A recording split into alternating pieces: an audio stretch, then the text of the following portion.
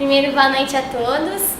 Meu nome é Juliette Knupp, eu tenho 22 anos e sou da cidade do interior, sou de Colatina, cidade linda para quem não conhece, vale a pena conhecer.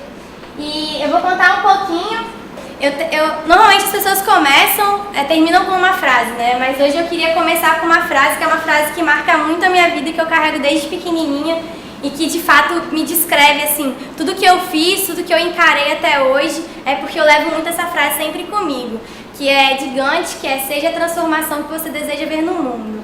Então, antes eu achava que essa transformação era um simples carregar a sacola de um vovô na rua, ou o simples dar um sorriso para uma pessoa que está um pouco triste, ou ouvir um amigo.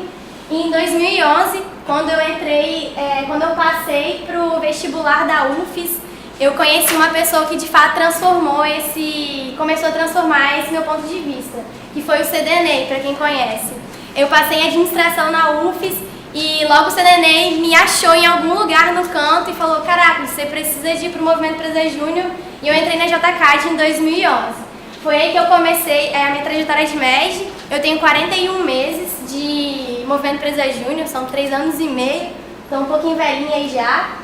Mas tudo começou aí, e aí foi quando eu comecei a alcançar alguns cargos e algumas responsabilidades que de fato fizeram a diferença na minha vida.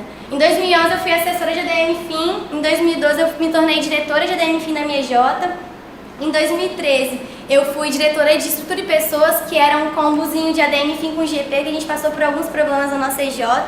Nesse mesmo ano eu já era conselheira das juniores e era representante dos alunos de ADM perante o colegiado. Em 2014 eu tive o sonho e a oportunidade de me tornar presidente da EJCAD, que é um sonho que eu estou vivendo ainda e que agora a gente vai passar a bola para frente, e onde eu aprendi muito. Continuei sendo do Conselho das Juniores, passei a não ser representante do colegiado, mas sim do departamento do meu curso, e tive a oportunidade de participar do ENERJ, que deixou um legado, e que toda vez que a gente escuta uma pessoa falando que se candidatou por alguma coisa ou que fez a diferença, o mundo da gente dentro desaba e a gente pensa assim: poxa, de fato a gente deixou o legado que a gente tanto sonhou lá no começo.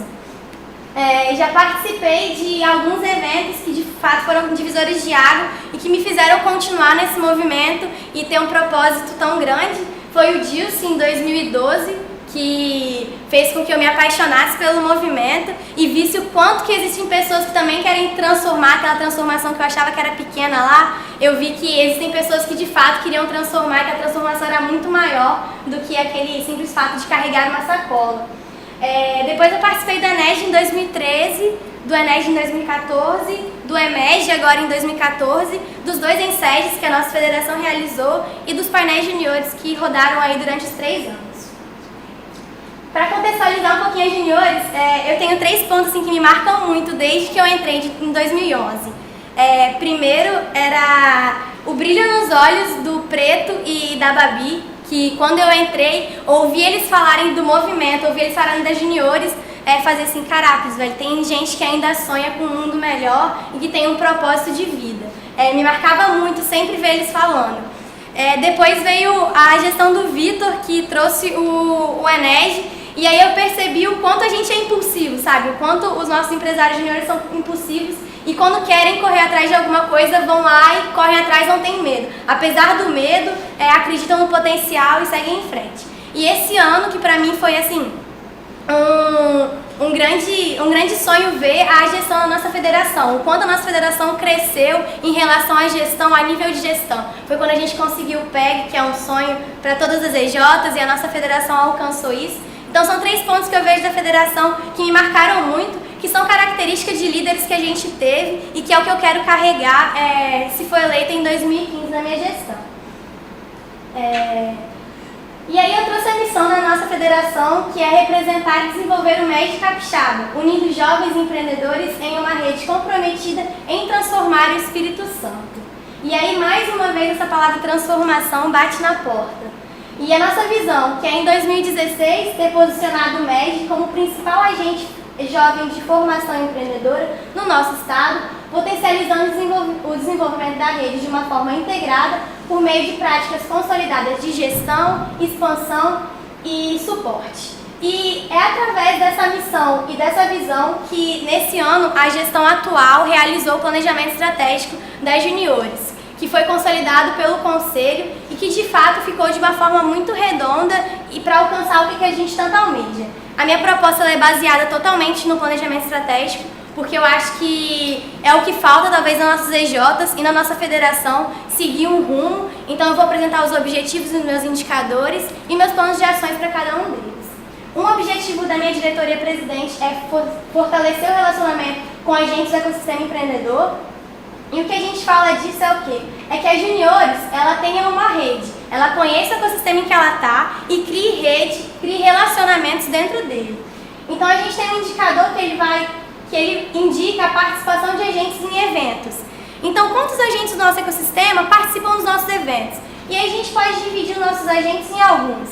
É governo. Então, o quanto a gente conhece a instância que é o governo, a ADERES, SEDU, Secretaria, Prefeitura, o quanto a gente traz essas pessoas para os nossos eventos, o quanto eles participam, o quanto eles veem, o quanto a gente é bom aqui dentro, entendeu? E aí depois a gente fala também da universidade, né? A gente usufrui um pouco da universidade, a gente só se mantém vivo porque a gente tem a galera da universidade trabalhando nas nossas EJs, e a universidade não participa dos nossos eventos, não está presente com a gente. E depois também são os parceiros, né, que de fato dão suporte e auxiliam as nossas EJs. Depois a gente também vai falar um pouquinho de participação em iniciativas de pró-empreendedorismo. Quantas iniciativas a gente tem no Espírito Santo que fomentam empreendedorismo e que a nossa federação não participa ou nem conhece? Aqui a intenção é que a gente mapeie essas iniciativas e escolha de 3 a 4 participar. Eu linkei 3, que são algumas que a federação já tem algum contato, que é a FECAG, Federação Capixaba de Jovens Empreendedores, a CDL Jovem, na FECAG, a EJCAD e a CJA já participam, federação também. No CDL a gente tem o NAONI, que já participa também, tem a abertura. E também o Comitê do Endeavor, que foi uma iniciativa começada esse ano pelo Felipe, que também precisa ser tocada. Depois a gente vai falar das parcerias com agentes do ecossistema, e aí eu dividi em 3 quesitos, que é a captação para recursos humanos. Então, é treinamento, é capacitação para nossas EJs. Depois a gente pode falar de cultura, então são parcerias voltadas para a cultura, como é que a gente vai desenvolver a nossa cultura dentro das EJs. E depois a gente vai falar de suporte, né? Como expandir se a gente não der suporte e não for sustentável dessa forma. O segundo objetivo é fortalecer o trabalho em rede e engajar seus agentes com estratégia e propósito do MED. Ele é um pouco mais interno e ele vai falar de como alinhar nossas EJs ao propósito do MED em si, à nossa missão de transformar o país. Então, às vezes, as EJs não conhecem de fato isso e a gente acaba tirando um para cada lado. E a gente tem espaços juniores apresentados, que a intenção é que a gente faça coisas de fato customizadas para cada espaço. Então, cada evento que foi apresentado pela equipe de eventos aqui, que a gente tem uma apresentação que de fato ganhe, chame a atenção daquelas pessoas e que elas entendam o nosso movimento e queiram participar. Depois a gente vai ter uma agenda de visita às EJs, que vai ser estruturada no começo do ano, tanto para EJs fora quanto para EJs da Grande Vitória, para que a gente consiga alinhar de fato essa estratégia das juniores, do Movimento Empresa Júnior com as EJs. E depois a gente tem garantir a sustentabilidade financeira das juniores, que a gente fala de captação de recursos, que é o que a gente ouve muito falar de mantenedores, de parceiros. E a ideia que surgiu conversando com muitas pessoas, muitas federações, foi de talvez transformar os nossos programas, os nossos eventos em produtos. Porque às vezes a gente fala de mantenedor, mas é difícil tangibilizar o que a gente vai trocar com eles.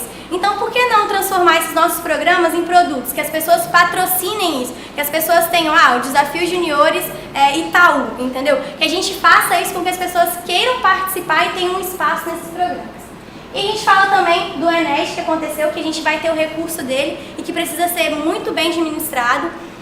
Não é só para guardar o dinheiro, é para a gente estudar uma melhor forma de desenvolver a nossa federação, desenvolver nossas EJs com esse dinheiro também.